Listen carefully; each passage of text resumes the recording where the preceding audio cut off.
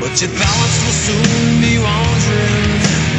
All right, I'm doing a big news blitz, but continuing with your phone calls at 1-800-259-9231. We're going to be simulcasting for the next 2 hours and 27 minutes that we have left in the syndicated broadcast.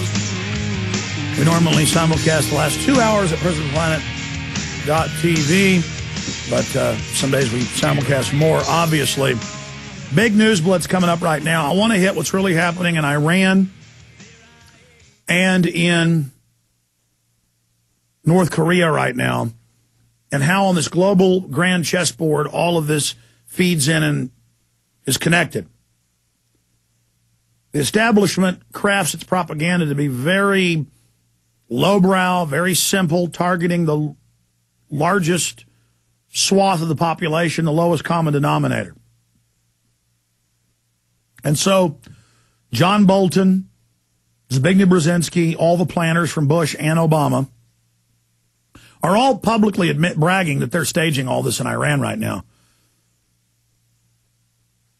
But they're like the match that lights the fire. The fire takes on a life of its own. And the people rioting have some legitimate claims. So this isn't a black and white issue. You have to pull back geopolitically and decide what is most moral to support and what is most moral to do. And I have wrestled with this. That's why for a week I said I couldn't really comment. I said my heart is with the protesters, but I said that can be deceiving, what's being presented. There's a fog of disinformation and war. But now we have a very clear picture. And so over a week into the rioting and death on both sides, I can comment on that, and North Korea. Just the situation is very, very grave, very, very serious. Rivaling the Cuban Missile Crisis in the early 1960s, we've seen nothing of this magnitude since then. And it's clear on every front the New World Order is launching offensives against free humanity on the grand chessboard, trying to take out the last few countries they don't control. Obviously, North Korea is horrible. Obviously, the mullahs are corrupt, do a lot of bad stuff. They're not as sophisticated or one-tenth as evil as the globalists, and not a threat to this nation, certainly. But the issue is the globalists can go, oh, look, we're fighting North Korea, we're fighting the mullahs. Why is that happening now, though? What's the bigger picture? And what is the history? And, of course, the mullahs are in about 5 different blocks as well and constantly fighting with each other. So I could criticize the mullahs that are hereditarily related to Muhammad, but then it's almost like a legislature. It's like a royal system, but it's also legislative because the system votes their own people in and out. And then they, of course, do allow free elections. That's been documented. So it's a very, very strange system they created. But if you're going to criticize it, because it is bloodline related, you can't be on these councils unless you're related to Muhammad from Saudi Arabia. What's Saudi Arabia today? Mecca. The problem is to try to give people a detailed breakdown, it's so complex. That's why it's just easy for the government to go, oh, look, they're killing innocent women. Let's attack them.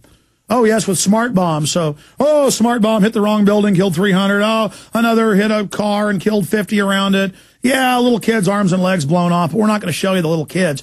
There are those videos out on the web of a little kid with his bottom half blown off, crawling, and then the lights going out of his eyes, just like a light bulb turning off. I mean, we could show you that. We don't show you that to make you be anti-war because it's so horrid. Some people distrust the media so much they're saying it's fake. If it's fake, we know Jerry Bruckheimer on record staged the rescue of Jessica Lynn. Time passes. Who was the girl? Jessica Lynch? Yeah, Lynch. I mean, that's admitted. Jerry Bruckheimer told the BBC that Iraqis saved her. The U.S. had already taken over that area. The Iraqi doctors came to their checkpoint and said, we have an American here and some dead from the shootout on the road. The Republican Guard has pulled back. So they said, okay, we'll be there in a little while. Sent troops, met with them, said, okay, we're going to come get the bodies. And then staged kicking in the doors and beating up the doctors. And, the doctors were in there trying to kill her. And then Lynch later said, no, they saved us and this is all fake. And I didn't fight the people off. They wanted to sell women in the military. Then the family of the people that actually did fight the Republican Guard off and got killed, a Hispanic gentleman, they came and murdered some of those families. I remember this was in the news. People that survived in her unit would be cooking hamburgers in their backyard in Phoenix, and a guy in a black uniform would pop up and double tap him in the head from 25 yards. Special ops murders. That was in the news at the time, but I'm already digressing. You see fake stuff like that, but Bruckheimer, I don't think, could do a woman dying, the light going out of her eyes like this. If you haven't seen somebody die up close, and I've seen it repeatedly, you don't know reality when you're seeing it. Now, they could have morphed over a woman's face, another woman dying in a hospital of a car wreck or something. They got tricks, but it's hard to fake somebody really dying. All the Hollywood movies I've seen, when somebody goes, and dies, they're trying to fake it, but it just isn't like watching the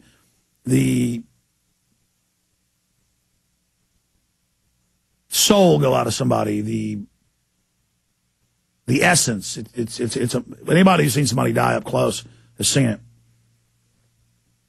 I mean, their eyes will be open, and you'll literally just see the light go out of them. Just like, zzz, there's something like coming out.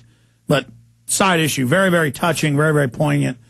And I'm sure she thought when she was out there protesting that it was a great thing she was doing. And you can't help but support her. And it's designed so that they can bomb all the water treatment plants and all the schools and all the colleges and kill over 1 million, just like Iraq. Well, they've killed 1,300,000 in Iraq, according to British medical journal Lancet, who's nonpartisan and highly respected. And Iran has almost, well, it's more than double. It's almost triple. They got almost 3 times the population of Iraq. And when the U.S. funded the attack on Iran in the 80s, that killed over 1.5 million Iranians and 300,000 Iraqis. So the Iranians won't give up. So I'd probably say that if they just bombard them, it'll kill, to blow up their infrastructure, 60, 70,000. But if they actually do some type of big civil war or invasion out of Iraq, millions. And so you got to ask yourself, you want to get all emotional and call for the attack on Iran? Do you want to, say, turn it into a glass parking lot because that woman died? How about we nuke? And because they're talking about using nukes against Iran. How about we kill 1 million? Because this one woman's dead. How about we kill whole houses full of kids and whole houses full of women? See, they always dehumanize the Iraqis and never show you on the news the dead kids and the dead families and the troops sitting off the side of the road shooting truckloads of families and laughing about it as the families fall out dead. And the military says, well, the troops thought they were threatened by the family. And on the audio, they're laughing. But see, when they want to make them humans, oh, look at this beautiful young lady. And they'll show the Iranian people, and folks are like, well, they look like us, or a lot like us. They look, like clean-cut, sharp, smart people. I thought they were saying, N-words, glass parking lot. It's this sickening attitude. Let's nuke them. But see now, our humanity, Meanwhile, the police are being overrun. The revolution looks like it's being beaten back for now, but you never know. This stage color revolution. They're attacking and killing police, beating them to death all over the country on video. And the police, when huge crowds are climbing up the barricades, setting buildings on fire, are selectively shooting people to drive them back. And that's how the revolution in Lexington and Concord began. But that was a real revolution of the colonies, and you better believe that Sam Adams was there manipulating the whole situation. But he believed their cause was right. They wanted to have the confrontations. They wanted to get the fight started. So you got to morally decide who's running this fight and is it moral.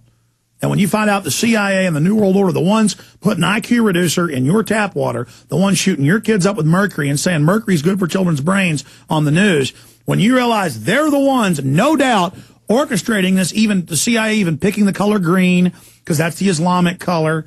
This guy's an Islamicist insider.